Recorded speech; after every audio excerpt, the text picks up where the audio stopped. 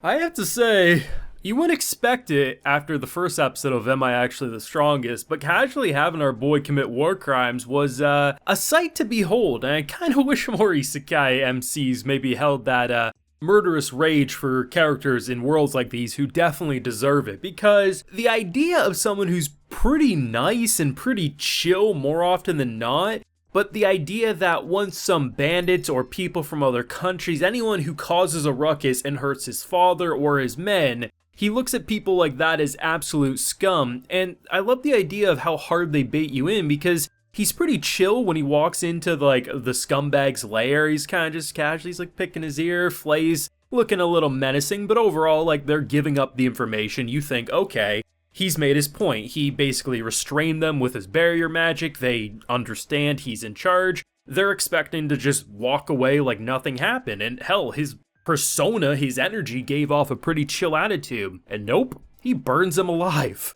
And I mean, it's not even up in the air on whether some of them burned alive. No, the first moment of fire we see in that is the 3 or 4 people that were in that room who were basically strung up, and they just erupt. They're literally starting to burn alive. We see multiple people fleeing in the background, and he just casually walks away, and I'm like, bruh, gotta leave it to Haruto, the chillest MC, and more often than not, but just casually committing war crimes on a Saturday morning, and you love to see it. Now, full live reaction episode 2 of Am I Actually the Strongest is available on my Patreon. If you would like to see my full length thoughts, you can head on over there because they're supporting. As someone who found the first episode very enjoyable, definitely had some moments of like, goddamn, did she really just ask him, give her your seed? Like, that's not what you expect to hear. There was an element of comedy and just perversion and just over-the-topness that I found entertaining. But I will say, I find episode 2 to be a step above where episode 1 did start off, and there's some moments that did make me laugh, but I like the fact that we're really getting inside the MC's head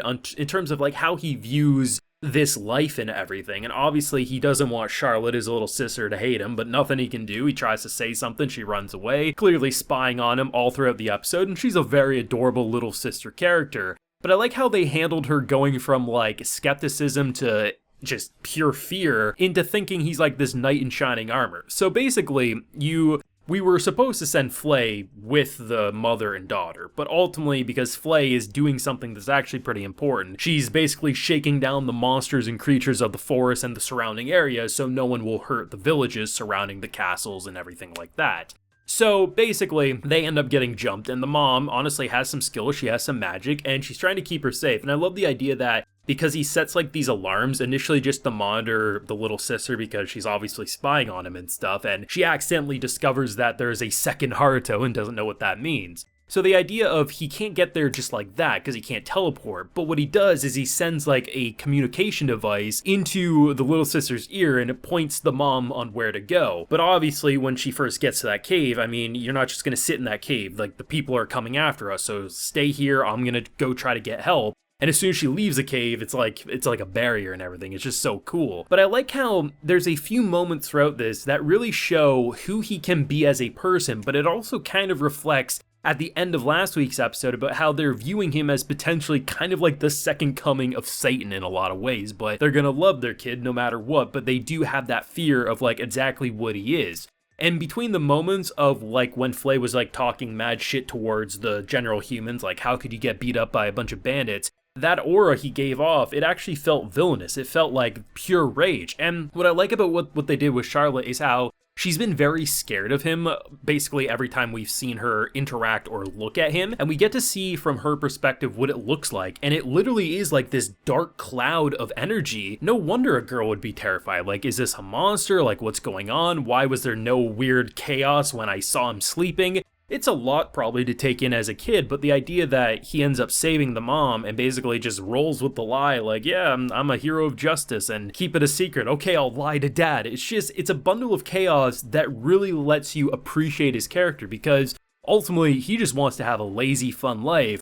But when bandits come knocking and hurt people that he cares for or threaten to kill and disrupt that peace, he becomes ice cold. Like, that was literally some ice cold war crimes. Burning the people who were causing such murder and chaos to happen or attempt to disrupt the peace, burns those fools alive to send a message. if you try to hurt the mom or the sister, he'll break your damn backs and probably more. And I love the idea that the dad's very clearly suspicious of him. And even though he does have like this element of denseness off and on, I like the fact that they can tell, like, you know what, he's different. There may be some worry from any other family's point of view, but we can tell that we can trust this, all things considered. And I like the fact that they blend that perversion humor in the first episode, or the kind of like the brutality, and just, wow, I kind of wish more MCs would be like this, because he doesn't seem like a psychopath. He's not just going around killing fools or setting them aflame for the fun of it. No, it's like, okay, you guys are clearly going to betray anyone who seems more intimidating, so if I let you go, the next person who shakes you down, you'll just spill the beans on me. No, you deserve to die, you should die, because that's how this world would work. And he does stuff like that, but he never feels like edgy. It's just like he actually feels intimidating when he gets into that aura, but he never feels ice cold as a whole person, but just some of those actions are like, damn, man, like, you crank up the temperature, you crank down temperature, like, what's going on here? And I like it, I really do. Is MI actually the strongest going to be the best show of the season? No, but is it a show that has some charm? I think so. I mean, I really enjoyed, there's moments where I bust out laughing, and I'm just like, okay, that's actually fun. The back and forth with father and son in terms of, does he know, does he know, back and forth, maybe they're a little clueless together. The just adorableness of a little sister who just feels like a little sister, there's nothing like weird there, it's just, she actually acts like a kid, like the way she was trying to stalk her brother, try to figure it out, like she was like this far away from him. As soon as he turns around, she bolts and pretends like, oh, he must not have seen me because I got around the corner fast enough. It feels like there's enough elements here that it feels well written enough to make you say it's more than just that generic isekai of the season. It's not the masterpiece of the season. It's not like the best of the season in terms of this medium, but it definitely is a step above the generic in my humble opinion. And I like what I'm seeing. I like the character designs. I like the magic ability. I think barriers, it just doesn't sound cool on paper, but the idea of like setting security systems, most likely all the craziness we see in the opening, like a vacuum cleaner, Game Boys, TV, like that's gotta come from barriers too. Like there's a lot of variety with the magic system that makes it stand apart, I find, from a lot of these types of shows. And add in a family dynamic that you actually want to root for, and anyone who steps in his way of that peace is going to meet a brutal, if not tragic as hell end. Yeah, sign me up for more. I was pretty much sold after episode 1, but episode 2 I definitely think is a step or two above the debut episode. And yeah, I'm here for this one 100%. But then again, I'm just someone who likes the casual war crimes in the morning in my anime, so maybe everyone feels differently. But let me know what you thought down below. Leave a like if you enjoyed, subscribe if you're new around here. Of course, ring that bell so you can get notified when I upload more videos to the channel. And like I mentioned, full live reaction to this episode is available on my Patreon. And hey, while you're there, you can also get a video shout out. So today we have AlexandriaTheBlue, Chemist, James Wright, and Cody Fox. So I appreciate the support, everyone. Please take care and have a good one.